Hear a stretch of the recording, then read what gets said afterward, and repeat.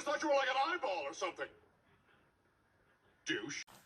Hello everybody, my name's Shalise. Welcome everybody to my part 1 video of the top 25 James Bond films. There are the 25 James Bond films. I'm going to be doing 5 different videos. Part 1, Part 2, Part 3, Part 4, Part 5. Also, I will also recommend watching Mr. TARDIS 11. He's an old subscriber of mine. He does great YouTube videos. He's gotten to James Bond for most of his channel. So definitely check him out. Please look at him.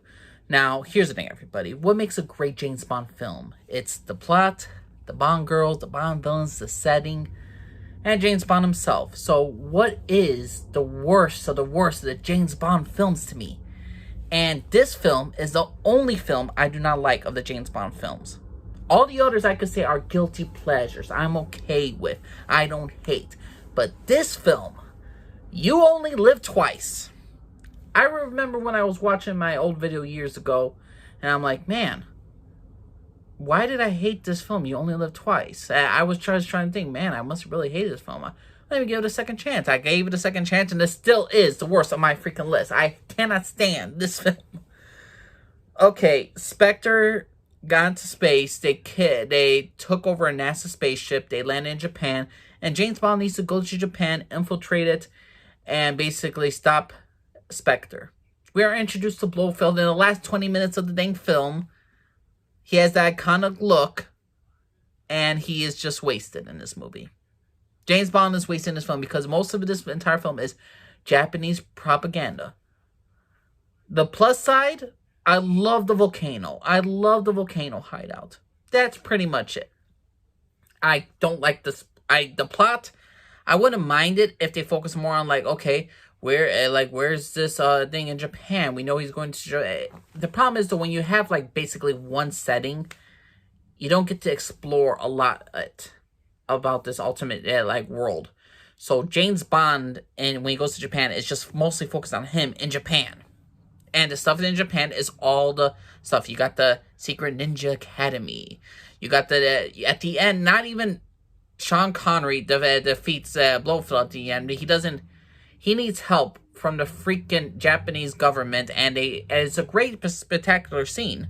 Don't get me wrong, it's just this film was just a Japanese propaganda film. And I know when James Bond goes to these certain locations in real life, they gotta promote it in their country, and they want the country to be represented well. But take the representation down to a 5, a 6. I'll be happy with a 7, but they went to a level 20.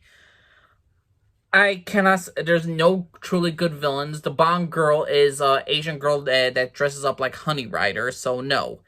You Only Live Twice is my least favorite of James Bond films, and I will definitely not watch this film again. This is the only James Bond film I can honestly say I do not like. 24, Diamonds Are Forever.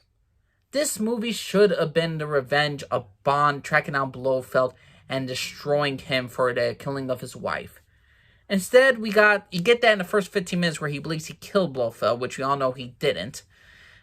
And then James Bond needs to figure out this diamond smuggling ring and to expose it. And it turns out it's Blofeld living in Las Vegas to build a diamond laser so it could wipe out missiles and all that stuff. So, not the worst plot line, but considering this was after the events of Her Majesty's Secret Service, and where James Bond lost the love of his life, and this is the storyline we're going for. Diamonds Are Forever is 24, and I am not the biggest fan of this. I like Tiffany Case. She was not a good James Bond girl, but I liked her. I laughed at certain things. She always tried to help out. But in all reality, it was better if she never helped out, because James Bond and her, they have a good chemistry with each other. It's not like James Bond, oh, let's have sex. You're my lover and all that stuff. He's just more or less annoyed with her. It's like she's a burden that he doesn't want, and he's just so annoyed with her. And I absolutely love the chemistry with them.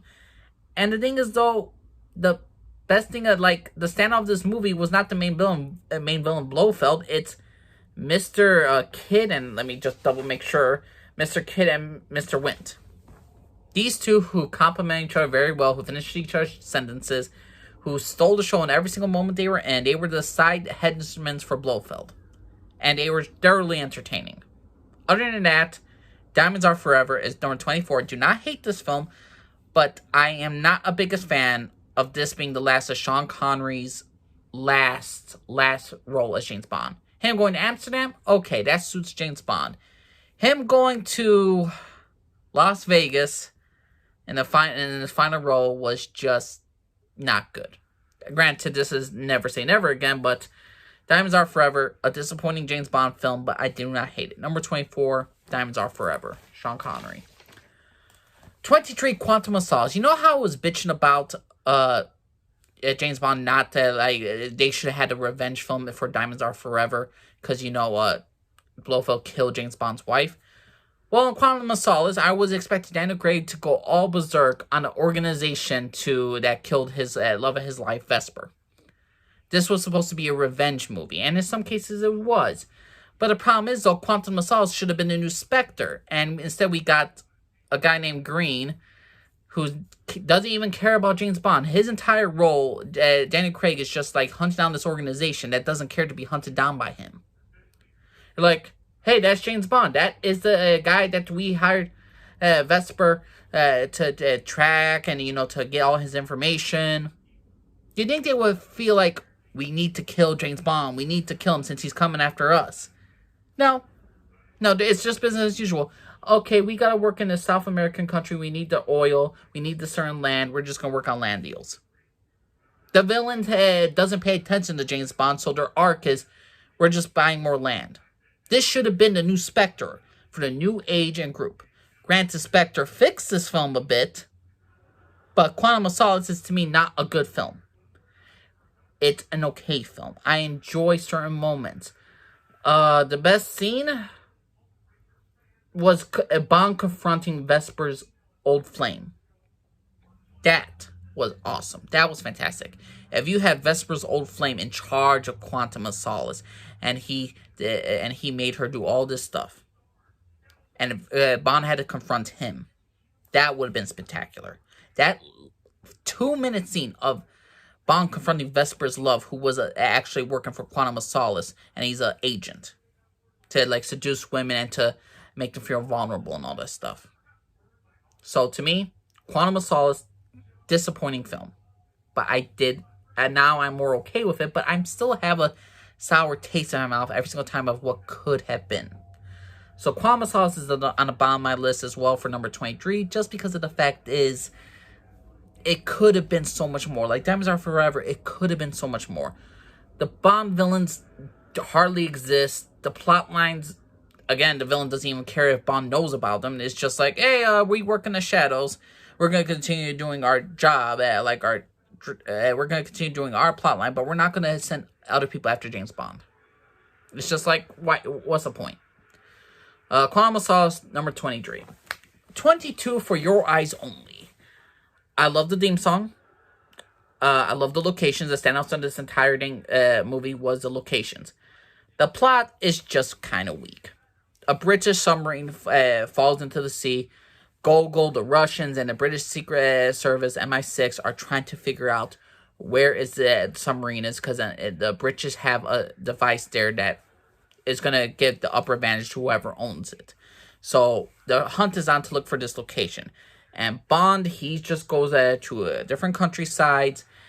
And the thing is, though, he needs to find this before the enemy. The thing is, though, the enemy at the end of the day, the main villain, is just basically a mercenary working for the Russians. He has no big super plot. He's just a simple villain. And this is a simple story. There's nothing special about the story, but there's something that you could truly hate. You could say Roger Moore is aging like his age difference compared to him being with the young women is uncomfortable, but that's up to you.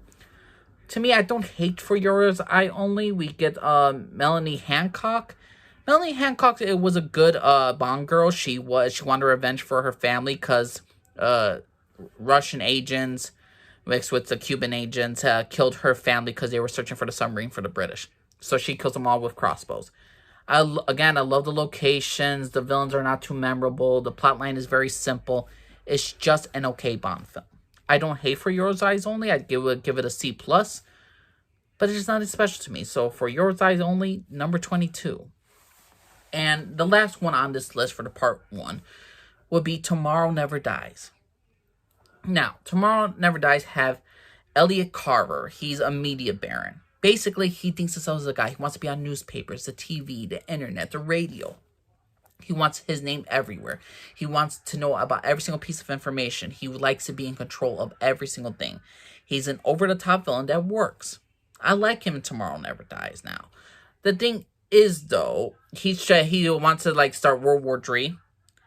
And he's trying to pit the Chinese and the Americans against each Chinese and the Americans against each other. And James Bond is working to stop this. James Bond is working with Pierce Brosnan. James Bond is working with Wei Lin to shut down Elliot Carver. The Chinese and American two agents need to work together to stop down Elliot Carver before he starts World War III, because of he needs to have the next headline. It's an over-the-top movie, but it kind of works. The main thing I do not like about this film is the death of Paris. Now, Paris is killed off in this film. And the thing is how she's portrayed when Bond first sees her. There was something... It's not like this was a... You could tell this was not a one-night stand. This was not like, oh, Bond sees a random girl. He loves her. She's heartbroken. He felt something for her. And in Pierce Brosnan James Bond, this was the first girl that actually looks like he... It's never truly revealed if he's connected with Tracy in this one, if he had a wife beforehand. But the thing is, with Paris, you could tell there was something more with these two. And the fact that she had so much potential and she was killed off very quickly was disappointing. And I really enjoyed Paris as a character, and I really think she could have been a great James Bond. And how the movie portrayed it, again, it's just like... It's like going to a level.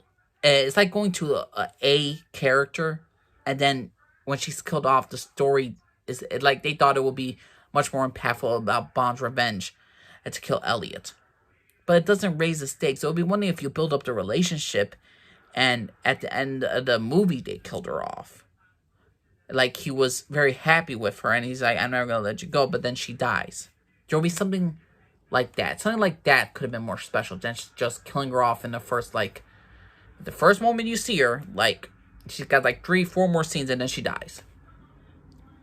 I'm sorry, it's just like Tomorrow Never Dies showed something great. It showed something very interesting. An over-the-top villain, and they got Wei Lin, another Chinese agent, a Bond girl. She's a good Bond girl. She has her own character. I like her. James Bond is good. But when you got something like with Paris, it felt like it could have been so much more. It felt like this mediocre, okay film could have been a good, great James Bond film. And that's the only thing I could say about these top 5 James Bond at the bottom of the list, is because of the fact is these had so much potential. You Only Live Twice had a potential. Diamonds Are Forever had potential. Quantum of Solace had potential. For Yours Eyes Only, could have been, it was just mediocre. But Tomorrow Never Dies was just, to me, highly disappointing. It just like they gave me, it's like you see a beautiful cake and you're just like, man, that looks really good. And then they give you some crappy, it's like 2 weeks old type cake. So to me, Tomorrow Never Dies will be my number 21 pick. And that will wrap up this part 1 of this entire video. I know I'm rambling on and on and on, but I really wanted to get my thoughts about why each one of these films is at the bottom of the list. And again, the only one I do not like is You Only Live Twice. All the other 4 I have a guilty pleasure with. I enjoy certain things about those movies. I could go back to those movies a million times over. But this is part 1. So yeah, out of 25 to 21, this is the list, everybody. But I will be back soon for part 2, then part 3, part 4, part 5. And again, watch Mr. TARDIS 11. He's a good guy, longest subscriber of mine, and he does plenty of videos too. So please don't mention all. Thank everybody. Name's Elise. Harford, everybody. Bye.